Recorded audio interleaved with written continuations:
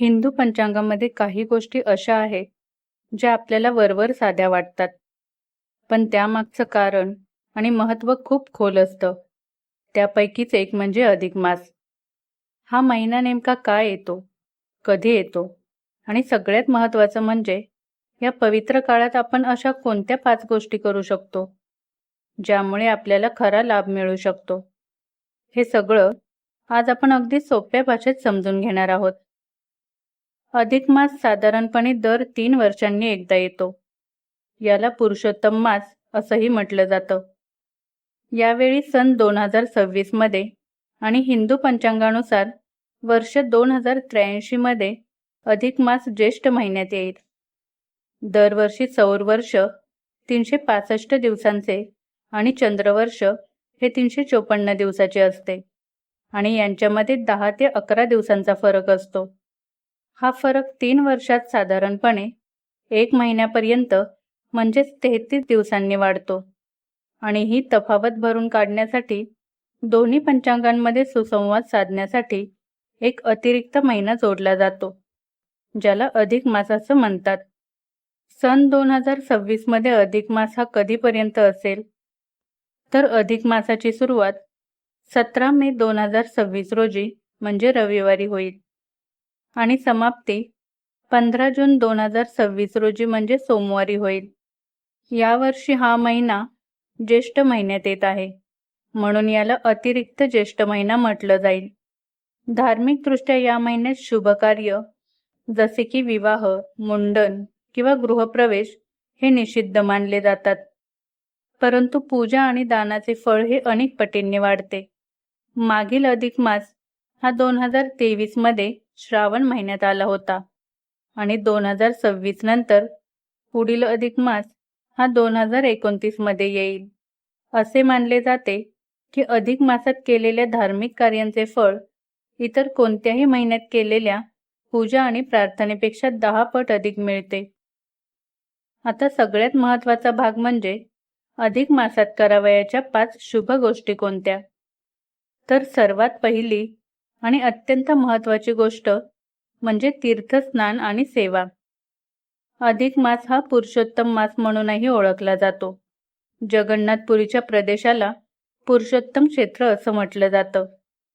हे श्री क्षेत्र, श्री पुरुषोत्तम क्षेत्र, शाक क्षेत्र, नीलाचल, निलगिरी आणि श्री जगन्नाथपुरी या नावांनीही ओळखलं जातं.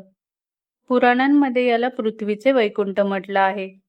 पुरुषोत्तम महिन्यात येथे भेट देणं शुभ मानलं जातं. जर तुम्ही जगन्नाथपुरीला भेट देऊ शकत नसाल, तर जवळच्या तीर्थक्षेत्रांमध्ये स्नान करा.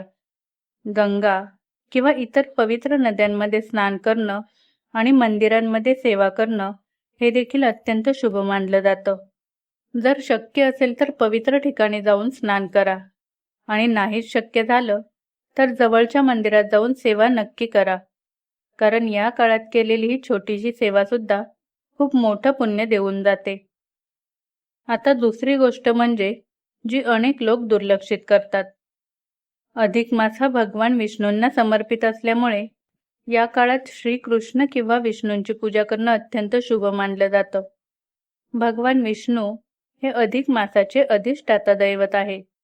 या महिन्याची कथा भगवान विष्णूंचे अवतार भगवान नरसिंह आणि भगवान कृष्ण यांच्याशी निगडित आहे. त्यामुळे या महिन्यात या दोघांची पूजा केल्याने सर्व प्रकारची संकटे दूर होतात. या महिन्यात भगवान श्रीकृष्ण, भगवद्गीता, श्रीराम कथा आणि गजेंद्र मोक्ष कथेचे पठण तसेच भगवान विष्णूंच्या श्री नरसिंह रूपाची पूजा यांना विशेष आदर दिला जातो. या महिन्यातील पूजेचे स्वतःचे असे महत्त्व आहे. जे या महिन्यात उपवास, पूजा आणि प्रार्थना करतात ते सर्व पापांपासून मुक्त होतात आणि वैकुंठ प्राप्त करतात. आता तिसरी गोष्ट थोडी साधी वाटेल, पण तिचं महत्त्व खूप मोठं आहे.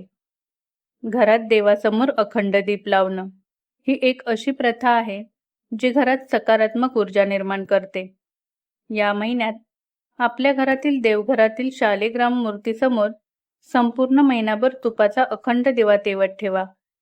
जर तुमच्याकडे शालिग्राम नसेल तर भगवान विष्णूच्या चित्रासमोर दिवा लावा. या शुभ प्रथेमुळे मागील सर्व जन्मातील पापांचे क्षालन होते, ज्यामुळे सुख, शांती आणि समृद्धीचे जीवन लाभते. या महिन्यात देवाला दिवे आणि ध्वज दान करणे देखील अत्यंत पुण्यकारक आहे. आता चौथी गोष्ट जी तुमच्या मनाला शांती देईल.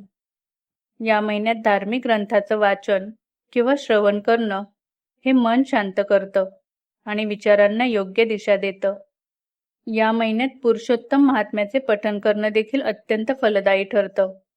हे जर शक्य नसेल तर श्रीमद भगवद्गीतेचे पठण करावे किंवा दररोज गीतेच्या पुरुषोत्तम नाम नावाच्या 14व्या अध्यायाचे त्याच्या अर्थासह पठण करावे. या महिन्यात विष्णू सहस्त्रनामाचेही पठण करावे.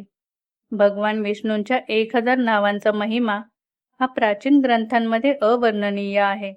प्राचीन तत्वानुसार या महिन्यात यज्ञ आणि हवन करण्याव्यतिरिक्त श्रीमद्देवी भागवत, श्री भागवतम पुराण, श्री विष्णू पुराण आणि भविष्योत्तर पुराण यांचे श्रवण आणि वाचन व चिंतन करणं हे विशेष फलदायी ठरतं. आता पाचवी म्हणजे शेवटची आणि सर्वात महत्त्वाची गोष्ट, ती म्हणजे उपवास आणि सात्विक जीवनशैली. कारण या महिन्यात आपण स्वतःवर थोडं नियंत्रण ठेवलं तर त्याचा फायदा फक्त शरीरालाच नाही तर मनालाही होतो. या महिन्यात उपवास करणाऱ्यांनी दिवसातून फक्त एकदाच भोजन करावं. आहारात गहू, तांदूळ, जव, हिरवे मूग, तीळ, बटुआ, वाटाणे, राजगिरा, काकडी, केळे, आवळा, दूध, दही, तूप, आंबा, हिरडा, पिंपळ, जिरे, सुंठ, सैंधव मीठ, चिंच सुपारी, तुती, मेथी इत्यादींचा समावेश असतो. मांस, मध, तांदळाचा कोंडा, उडीद, मोहरी, मसूर, मुळा, कांदा, लसूण, शिळे अन्न, मादक पदार्थ इत्यादी पदार्थ खाऊ नयेत. अधिक मासात उपवास केल्याने आणि सात्विक जीवनशैलीचा अवलंब केल्याने मानसिक शांती आणि आध्यात्मिक प्रगती होते. या 5 गोष्टी दिसायला अगदी साध्या आहेत, पण श्रद्धेने केल्यास त्यांचा परिणाम खूप मोठा असू शकतो. तर अशा प्रकारे अधिक मास हा फक्त एक अतिरिक्त महिना नसून आपल्या जीवनात सकारात्मक बदल घडवण्याची एक संधी आहे. या महिन्यात श्रद्धेने केलेली प्रत्येक छोटी गोष्ट आपल्याला मानसिक शांती आणि समाधान देऊ शकते. म्हणून शक्य तितकं सात्विक राहा आणि या पवित्र काळाचा योग्य उपयोग करा. आणि तुम्हाला या 5 गोष्टींपैकी कोणती गोष्ट सर्वात महत्त्वाची वाटली ते मला कमेंटमध्ये नक्की सांगा. व्हिडिओ उपयुक्त वाटला असेल तर लाईक करा, तुमच्या मित्रपरिवारासोबत शेअर करा आणि अशाच धार्मिक माहितीसाठी आपल्या अविरत प्रवाह या चॅनेलला नक्की सबस्क्राईब करा. तर पुन्हा भेटूया पुढील व्हिडिओमध्ये. धन्यवाद.